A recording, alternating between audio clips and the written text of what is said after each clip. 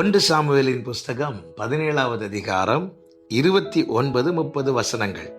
அதற்கு தாவீது, நான் இப்பொழுது செய்தது என்ன? நான் வந்ததற்கு முகாந்திரம் இல்லையா என்று சொல்லி அவனை விட்டு வேறொருவனிடத்தில் திரும்பி அந்த பிரகாரமாகவே கேட்டான். ஜனங்கள் முன் போலவே உத்தரவு சொன்னார்கள். கர்த்தருடைய பரிசுத்த நாமம் மகிமைப்படுவதாக. யுத்தம் மும்முரமாய் நடந்து கொண்டிருக்கிறது இஸ்ரவேலருக்கும் பெலிஸ்தியருக்கும். கோலியாத் வந்து நின்று சவால் விடுகிறான். இஸ்ரவேலருக்கு யாருக்கும் முன்பாக நிற்க முடியவில்லை. யுத்தம் நீண்டு கொண்டே போகிறது 40 நாட்கள். இப்பொழுதுதான் தாவீது அங்கே வருகிறான். அப்பொழுது அங்கே ஒரு பேச்சு அடிபடுகிறது. யார் கோலியாத்தை வீழ்த்துகிறார்களோ அவர்களுக்கு ராஜாவினிடத்திலிருந்து வெகுமதியும் ராஜாவின் மகளை திருமணமும் செய்து கொடுக்கப்படும் என்ற காரியங்கள் பேசப்படுகிறது. இதை தாவீது கேட்கிறான்.